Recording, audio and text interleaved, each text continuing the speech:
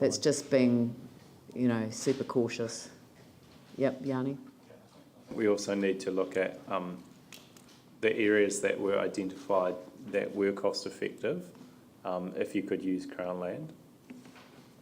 Yeah, I would quite like to know that too. So if you had been allowed to take into account both the protection and the benefits gained from using land owned by the Crown, which areas would have become cost effective?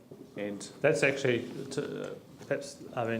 if you look at it from the work we've done and expand that, that's not a piece of work that's actually something we can do very quickly, because what we have to do, presumably, is we have to say, if you expand this piece of work, at what point does the BCR go over 1? How many properties do you need to add? So that's actually quite a piece of work, because that may also impact on the design of the solutions that have been offered as well. I understood that work, some of that work had been done. That work had been done in 2012 as part of the CERA work and saying which of the larger areas were cost effective. But I'm saying we'd be looking at it from a different viewpoint that says, given what we've got today, if you grew that structure and you could take properties aside, where's the tipping point to make it cost effective? That's not a. It's a piece of work that can be done, but it's not something that we can do in a week or two. No. Well, what about doing a desktop exercise? Take the 2012 report and kind of factor into it what we know from our own analysis. Because I think there's we don't need an exact science thing, but just a flavour of what areas might have reached that tipping point. Well, I think we know that from even the BCR numbers that we've got. We've got some which are closer to 1, which is the tipping point. So we might be able to do a little bit of an exercise that looks at that and says, actually, the ones that are close to it, what's the order of magnitude of work to do to expand that to 1? Yeah, that'd be great. And the other thing was, like Finsabi Place, given that people have made deputations to us around it. Around? Finsabi Place. Oh, so okay. we do actually need a response to that area, and actually I think the S124 determination is a really critical one. So if you think that there's possibly houses that could have the S124 removed and have people living in them, given our housing situation, given that we're about to spend, looking at spending millions of dollars building new houses, it seems like we should actually be looking at, if we've removed an S124 because of an MB determination, the adjacent properties in that area, are they still at the same level of risk? Yeah. Can we just add to 3? So after analysis, put a bracket and say including expanding to cover Crown-owned property, and that. You know what we mean by that? Is that? Yeah. Can I just cite a word of caution? Some people would desperately not want their 124s revisited. Yeah. The 124s are actually quite critical to their decision-making process. Yeah. So please be careful what you ask for. I know. I was going to say, and taking that on board, a new 4. The basis for removal of Section 124 notices and the retention of 124 notices. Because what I want to understand is what are the criteria against which MB are operating as against the criteria that we operate in under life risk. So that's useful, and I think, the reality will be that MB's determination is very, very site-specific and obviously very, very individualised. There aren't principal differences. There are not principal differences between the way that the city's applied the 124 and the way that MB interpret them. What we should come back to you and say, and we can certainly come back and say, actually, here are the 124s that were overturned by MB. Here is the reasons why they're done in those instances. Okay, so change that to the basis for MB review of Section 124 notices. Yeah, and then that covers both ways.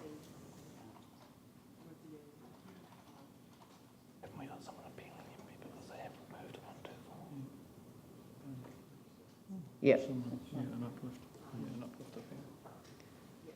Is there anything else? A lot of constructive loss cases. Yanni? Finsabi Place. So, I just think from the people that have made the deputations, to have some information come back about the work that they've presented to us. New 5 specific information on Finsabi Place. Yeah. Is that We understand what you that can mean be by done? that, yes. And I would like, So we should perhaps get Finsabi spelt correctly. Finsabi? Fin. Finn.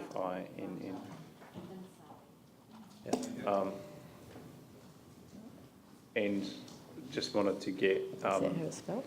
I think it would be good to get information as per the original GeoVert and McAfee proposition to Cabinet. Well, and I've got, also to including letter from the local MP, maybe if you go back up to that, including response to letter, from the local MP and the Cabinet advice to which she refers. But I'd also want to see that the new information that we're getting in this report, that it's been peer reviewed or possibly we've sort of written comment just to support the GeoVert McAfee kind of assumptions. Well, we're not getting peer review to support a particular provider of solutions. I don't think that's what you're asking for. No, is it possible to get advice back from someone outside of the work that we've done around just, whether the costs are... So you want a further peer review of our work? Not necessarily On the peer costing. review, just a high level kind of response around the assumptions. Yep, that's... can I say that's fine? We can happy to do that. I don't think that as this list is growing, that the 12th of June is a feasible time frame for us to meet, I'm afraid.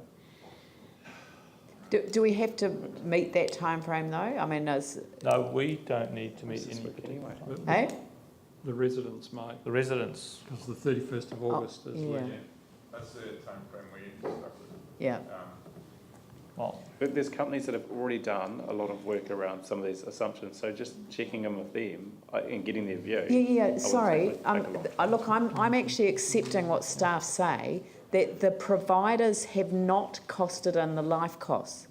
So, and we have to cost in the life costs because there's an ongoing liability that has to be factored in. So I don't recall that the original resolution said that we would just absorb somehow in the system the ongoing life costs of this. This must have been an assumption that was to be included in the 50%. You're right. The issue I'm raising though is that what we have is people making deputations and contacting us saying they've got these cost-effective solutions for this amount from these companies. I just think it would be really good for us to understand the basis for those assumptions versus what we're being presented with. So obviously there's a huge, extraordinary discrepancy. I just think having some understanding of that gap is really important. We really have to compare apples with apples. So, and I'm really, really strong about that. It's really important. So, but I wonder whether it would be possible in the report for you to work with the submitters who raised that particular example and to identify where the difference in the costings come from in the report, so that when we're looking at the report next time, we can see what was submitted and what the analysis was. And if you could find a point of an agreement, that would even be better. But if there is a disagreement, we want to understand what it is. Is that right? And cool. Just the final thing was, I do think we need clarification over the cost share agreement 3.3, which we're not going to have that by the June 12 meeting. Well, it's pretty black and white in the cost share that we can work together with the Crown. I don't know. It's pretty black and white in the cost share agreement that they have to agree. And what we've heard from the Minister is he doesn't agree. No, the parties agreed. They've already agreed that if there's a cost-effective engineering solution... No, the cost giving effect to the agreed solution. There is no agreed solution. It has to be an agreed solution. I mean, It has to be agreed that it will reduce the life risk. So if we found No, it has to be an agreed solution. The government has said they're not interested in area-wide mitigation. Full stop, end of story. The signed cost. I know, but they have they're not agreeing to the solution. And given that they're not agreeing to the solution, the point is that that is not going to stop this work being done. And it is something that we can raise with central government. We have raised it with them. There is no movement on this matter. We can raise it in the context of the further work that we continue to do with the government, but on this particular matter, it will hold us up if we decide that we want to go back and find out why the specifics were not picked up by the government. So are we?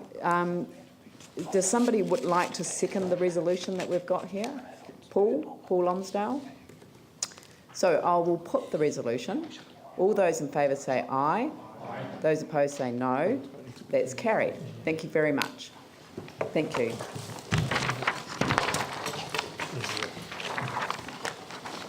And I think we'll now stop for morning tea and say we'll be back here at 11:15. Thank you.